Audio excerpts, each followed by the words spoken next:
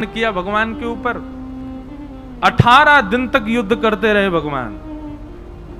18 दिन बाद जब उसकी नस नस ढीली हो गई, परेशान हो गया, हाँफने लगा, चरणों में गिर गए, बोले भगवान मुझे मत मारो, मैं आपका सखा हूं, आपका बहुत प्राचीन सेवक हूं, मेरा नाम जामवंत है।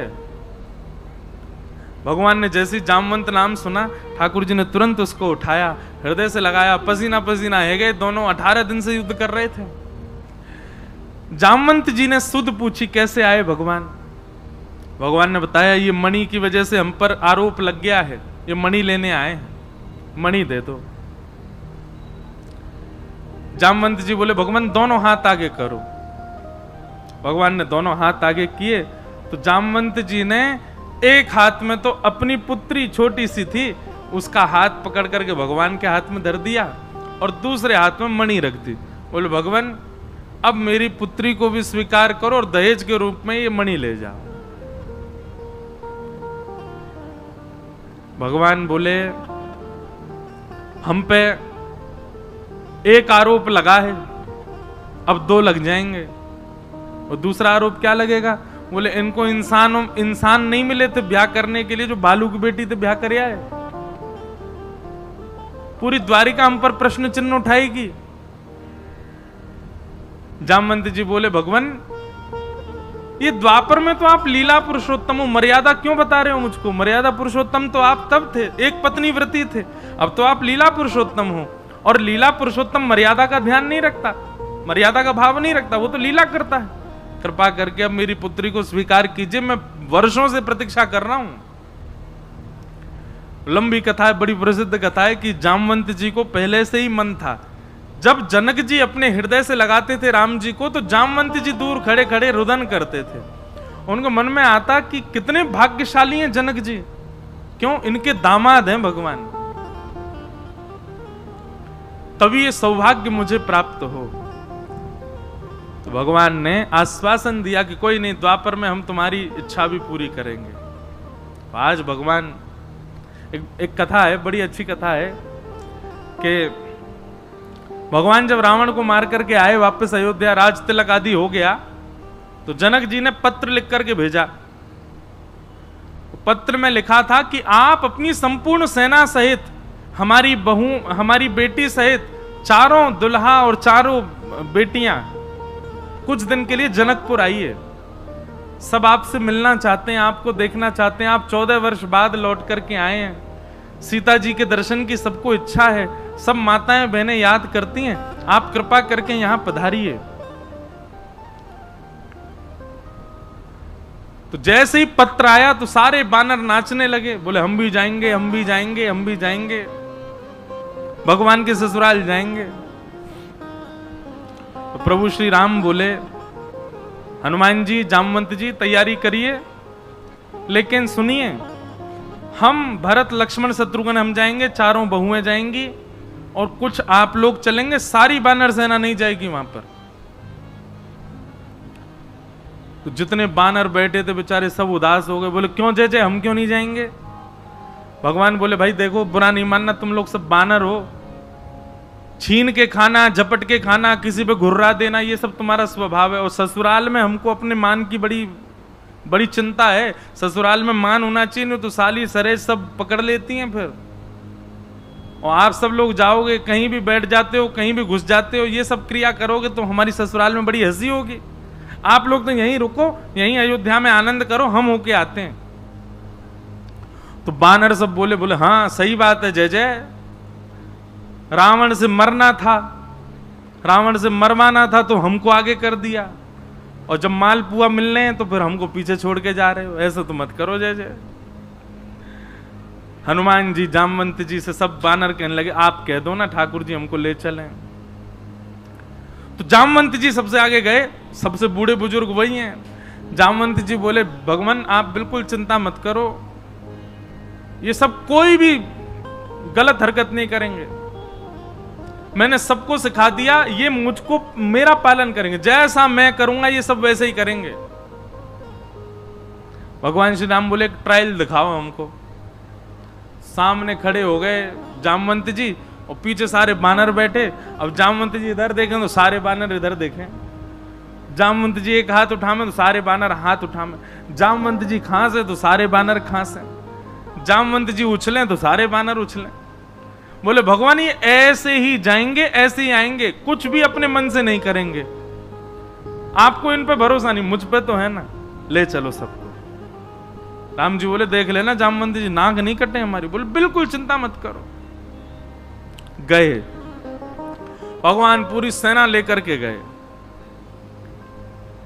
जैसे ही जनकपुर में प्रवेश हुआ महाराज, जनकपुर के लोग देख देख करके आश्चर्यचकित, ऐसी बिल्कुल जैसे परेड करते हैं ना, ऐसे चल रहे हैं सारे बंदर जामवंत जी को देखते हुए। द्वार पर सब लोग हाथ में थाली लिए खड़े हैं, उनमें फल वल भी रखे हैं, तो बंदरों को देख के सब भीतर जाने लगे। जामवंत जी जाना नहीं, कोई एक भी झपट्टा नहीं मारे, द्वार पे ही खड़ी रहो, फल वल लिए खड़ी रहो, कोई झपट्टा नहीं मारेगा, ये सब राम जी की सेना के बंदर हैं। महाराज पुष्प वर्षा हो, माला पहनाई जाए। अब बंदर को माला पहना रहे हैं, बंदर यूं ही देख रहा है। बोले क्यों? जामवंत जी भी यूं ही देख रहे हैं ना। पूरी जनकपुर में प्रशंसा होने लगी, राम जी बड़े प्रसन्न। राम जी बोले जामवंत जी हमको बड़ी प्रसन्नता है, बस ये 3-4 दिन हमको यहां रहना, ऐसे ही रहें सब लोग, आप बिल्कुल चिंता मत करो। जनक जी ने एक सभा में भोजन का कार्यक्रम किया। बोले सबके साथ बैठ के भोजन होगा, सारे बानर भी भोजन पाए। भोजन का कार्यक्रम हुआ महाराज। एक एक बानर के आगे चौकी लगाई गई, पहली बार चौकी पे पा रहे हैं बानर। और चौकियों पे सोने की थाल, वहां में कटोरी, वहां में मालपुआ रसगुल्ला सब आ रहे हैं। अब बंदर सब एक भी थाली को नहीं देख रहे, सब जामवंत जी को देख रहे हैं।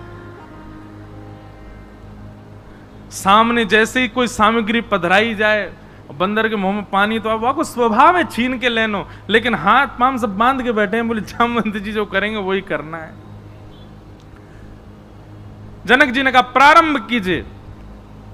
सबरे देख रहे हैं, तो जामवंत जी ने पहले तो जल लिया हाथ में, सबरे बानर जल ले रहे हैं, और जल लेकर के जामवंत जी मंत्र पढ़ रहे हैं, अन्नपूर्णे सदा पूर्णे आहा। सब बानर ऐसे आचमन करें, आचमन करके जैसे भी सब बानर आचमन कर रहे हैं, पहली बार आचमन करके भोजन कर रहे हैं। जामवंत जी थाली की ओर देख रहे हैं क्या पाम है, लेकिन बानर सब जामवंत जी को देख रहे हैं, जे जो पाएंगे वही पानो है। जामवंत जी ने सबसे पहले फल उठायो, आम उठायो। जैसे ही आम उठायो सब बानरन ने आम उठाया। जामवंत जी घुमा घुमा के देखें, सब बानर भी घुमा घुमा के देखें। जामवंत जी ने जोर से दबाई, सुबह में से गुठली उछल गई, और जैसे ही गुठली उछली सब बानरन ने जोर से दबाया। बोले गुठली उछलनी चाहिए। अब जैसे ही गुठली उछली, जामवंत जी ने देखी गुठली कहां गई। मेरे हाथ से मेघनाथ निकल के नहीं भाग सकता, मेरे हाथ से रावण निकल के नहीं भाग सकता, मैं जामवंत बलवान, तू गुठली कैसे भाग गई। जामवंत जी को क्रोध आया, गुठली पकड़ने के लिए जैसे ही जामवंत जी कूदे, बानर बोले आक्रमण, कूद पड़ो सबरे। और महाराज यहां थे वहां, वहां थे यहां, यहां थे वहां, सबरे इधर उधर कूदे, थाली उछाल दें, कड़ी लिपटा दें। जनक जी महाराज एक खंबा के पीछे दुबक के खड़े, जे क्या हुआ। राम जी नीचे नजर करके बैठे, बोलो हो गया, जो खूब सिखा पढ़ा के लाए लेकिन कुछ नहीं बचा।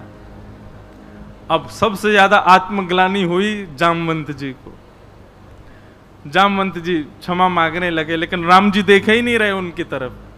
तभी जनक जी को लगा कि राम जी को बहुत क्षोभ हो रहा है मन में, तो जनक जी दौड़ के आए और बड़े प्रसन्न मुद्रा में राम जी को हृदय से लगा के बोले हमको बहुत प्रसन्नता है, ये देख करके इतना अच्छा लग रहा है, देखो कैसे रिपट रिपट करके एक दूसरे के रसगुल्ला ने छीन छीन के भाग रहे हैं, ये दृश्य देख के आनंद आ गया। तो राम जी को जैसे हृदय से लगाया, तो दूर खड़े जामवंत जी बोले मुझसे अपराध हो गया। राम जी दौड़ करके गए, जामवंत जी को हृदय से लगा, बोले अब चिंतित मत हो। बोले भगवान वैसे हृदय से लगाओ ना जैसे आप जनक जी को लगा रहे थे। मानो जामवंत जी के मन में भाव आ रहा था कि जैसे आप अपने ससुर जी को हृदय लगा रहे हो वैसे मुझे लगाओ ना। भगवान बोले जनक जी की तरह हृदय से लगाने के लिए तो जनक जी जैसा कार्य करना पड़ेगा, कन्यादान हमको, और वो अब नहीं होगा, वो होगा द्वापर में।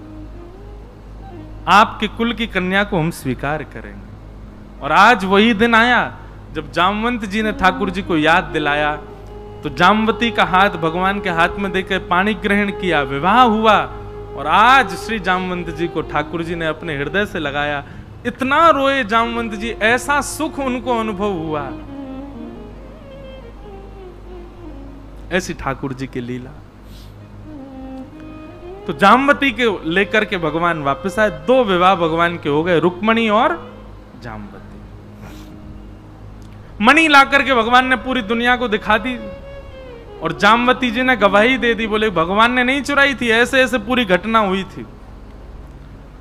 द्वारिका के लोग भगवान के आगे घुटने टेक करके बैठ गए, क्षमा मांगने लगे, भगवान हमको क्षमा कर दो, हमने बिना विचार किए आपके ऊपर प्रश्न उठाया।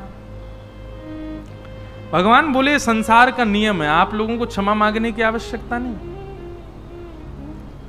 समंतक उपाख्यान बहुत बड़ा है, आगे भी बहुत चला। फिर जिसकी वो मणि थी सत्राजित यादव, उस पर सब लोग चिल्लाने लगे, तेने भगवान पर कैसे आरोप लगाया? तो उसने आरोपों से बचने के लिए अपनी पुत्री सत्यभामा का ब्याह भगवान से कर दिया।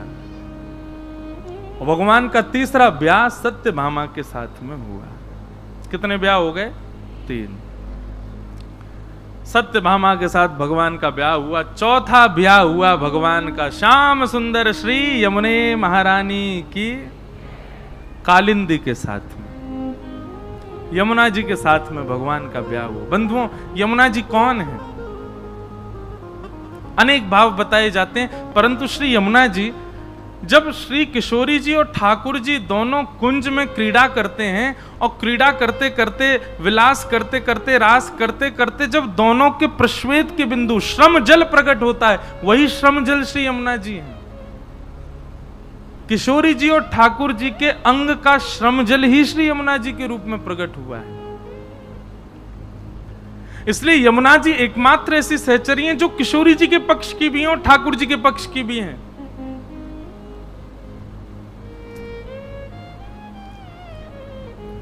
इसलिए भैया हमारी यमुना जी को ठाकुर जी और किशोरी जी ने नाम दिया है श्याम सुंदर यमुने मैया। कभी अकेले नाम नहीं लेना चाहिए, ठाकुर जी सहित नाम लो उनको। क्यों? गोपिन को अपने रूप से रिझावे को काम करें ठाकुर जी, और ठाकुर जी को ठाकुर जी के रूप से रिझावे को काम करें श्री यमुना जी। एक बार की लीला में कभी कभी सुनाऊं कथा में। मान लीला, मान लीला कहा होवे, बड़ी अद्भुत है ठाकुर जी की मान लीला। मान लीला ऐसी है कि दोनों युगल जाएंगे कुंज में और कुंज में जाकर के बोल के कहेंगे श्री जी, ठाकुर जी कहेंगे श्री जी एक काम करो अब मान लीला करें, न एक देर आप रूठ जाओ, मैं आपको मना लूं, कोई बात नहीं है ऐसी रूठ जाओ। तो श्री जी बाकायदा बैठेंगी, बैठ करके और फिर रूठेंगी ठाकुर जी से। काय बात से रूठी? कोई बात नहीं है ऐसी रूठी है।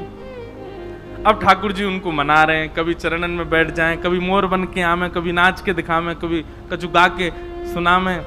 आज मुंह पे एक पर्ची में दियो भी है कोई ने कि महाराज जी एक मान लीला को पद सुनाए दो।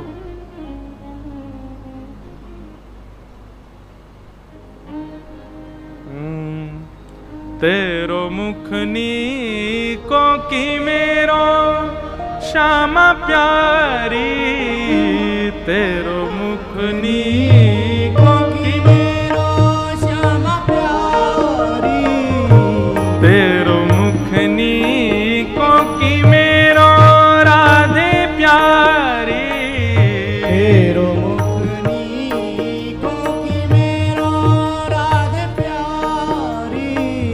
ठाकुर जी और किशोरी जी दोनों निकुंज में बैठे हैं और दर्पण लेकर के ठाकुर जी किशोरी जी से पूछ रहे हैं, हे श्यामाजू नेक देखियो तो सही हम दोनों में कौन ज्यादा सुंदर है, नेक बताओ तो सही हम दोनों में सुंदरता कौन में ज्यादा है। सूरदास जी वर्णन कर रहे हैं, तेरो मुखनी को की मेरो श्यामा प्यार।